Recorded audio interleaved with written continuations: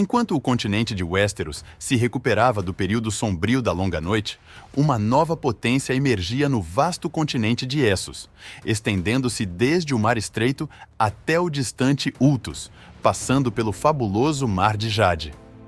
Essos parecia ser o berço da civilização como a conhecemos. A primeira civilização conhecida tinha suas raízes em Velha Guis, uma cidade construída sobre a escravidão. O lendário fundador dessa cidade, Grasdan, o Grande, era tão venerado que os homens das famílias escravagistas frequentemente recebiam seu nome.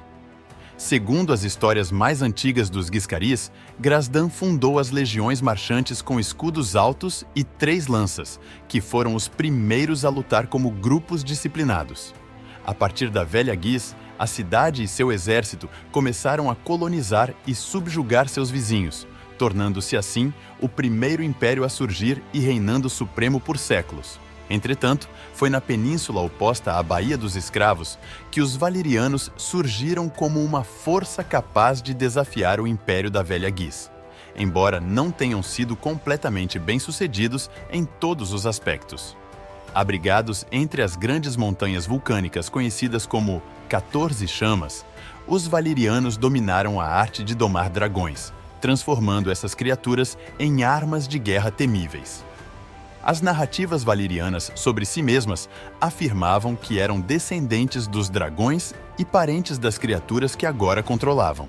A notável beleza dos valyrianos, caracterizada por cabelos loiro-prateados ou dourados pálidos e olhos em tons de violeta incomuns, é frequentemente vista como evidência de sua origem distinta, sugerindo que talvez não fossem inteiramente humanos. No entanto, alguns mestres argumentam que essas características poderiam ser obtidas através de cruzamentos cuidadosos entre animais e que populações isoladas muitas vezes apresentam variações notáveis do que é considerado comum. Essa explicação poderia ser mais plausível para a origem dos Valyrianos, mas não explica sua conexão única com os dragões, que era claramente evidente entre aqueles com o sangue de Valíria. Os Valyrianos não possuíam monarcas. Em vez disso, eram chamados de Cidade Franca de Valíria, onde todos os cidadãos que possuíam terra tinham voz e poder de decisão. Embora arcontes pudessem ser eleitos para auxiliar nas tomadas de decisão, eram escolhidos pelos senhores da Cidade Franca e apenas por um período limitado. Embora fosse raro que uma única família dominasse Valíria, não era uma ocorrência desconhecida. As 5 grandes guerras entre a Cidade Franca e a Velha Guis, nos primórdios do mundo, são tema de muitas lendas, marcadas por conflitos que sempre terminavam com a vitória dos Valyrianos sobre os Giscaris. Durante a 5ª e última guerra, a Cidade Franca decidiu garantir que não houvesse um 6º conflito, destruindo as antigas muralhas da Velha Guis, erguidas por Grasdan, o Grande, em tempos antigos. Fragmentos de Uma História Antinatural, de Barth, sugerem uma análise das lendas sobre as origens dos dragões e como eles foram dominados pelos Valyrianos. Os próprios Valyrianos afirmavam que os dragões surgiram das 14 chamas, enquanto em Qarth há relatos de que uma segunda lua no céu teria sido queimada pelo sol e liberado 1 milhão de dragões. Em Asshai, as histórias são diversas e confusas, mas alguns textos antigos sugerem que os dragões vieram da Sombra, um lugar envolto em mistério, onde um povo antigo e sem nome teria domado os dragões pela primeira vez antes de desaparecerem. No entanto, surge a questão: se os Homens da Sombra realmente dominaram os dragões primeiro, por que não partiram para a conquista como os Valyrianos fizeram? Parece mais plausível que a narrativa dos Valyrianos seja a mais verídica. No entanto, é conhecido que os dragões existiam em Westeros muito antes da chegada dos Targaryen, como nossas próprias lendas e histórias sugerem. Se os dragões de fato surgiram das 14 chamas, é possível que tenham se espalhado por grande parte do mundo conhecido antes de serem subjugados. E há evidências disso, como ossos de dragões encontrados até mesmo tão ao norte quanto Ibe e nas florestas de Sotórios. No entanto, foram os Valyrianos que os dominaram e os utilizaram de maneira incomparável. O que resta agora do antigo império orgulhoso da Velha Guis é apenas um vestígio insignificante. algumas cidades agarradas à Baía dos Escravos e outras tentando ressuscitar a glória passada da velha Guis. Após a queda de Valíria, as cidades da Baía dos Escravos conseguiram finalmente se libertar dos últimos grilhões valirianos, governando-se independentemente. Os remanescentes Guiscares rapidamente restabeleceram o comércio de escravos, embora agora optassem pela compra e reprodução ao invés da conquista anterior.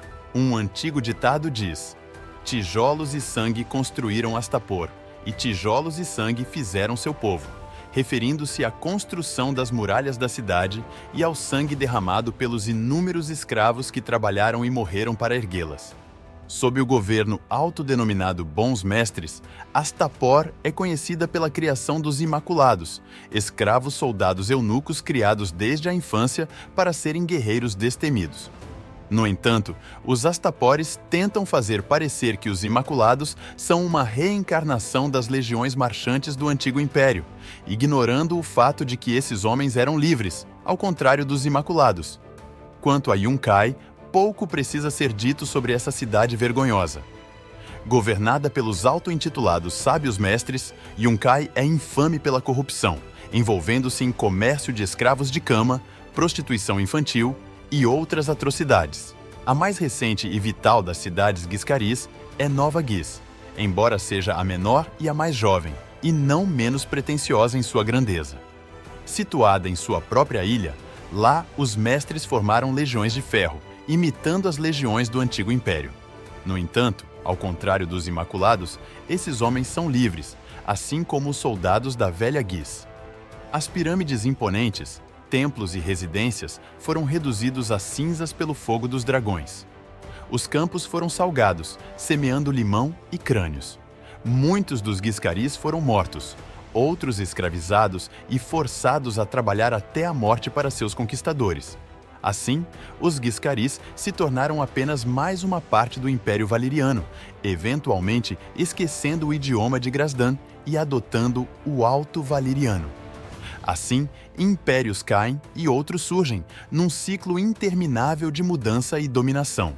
E assim, encerramos nossa jornada pelas alturas de Valíria, um capítulo fascinante do universo de Game of Thrones. Se você quer continuar explorando os segredos e as grandezas desse mundo fantástico, não se esqueça de se inscrever no nosso canal. Juntos, vamos desvendar cada mistério e mergulhar ainda mais fundo nessa saga épica. Até breve, e que os deuses antigos e novos estejam conosco.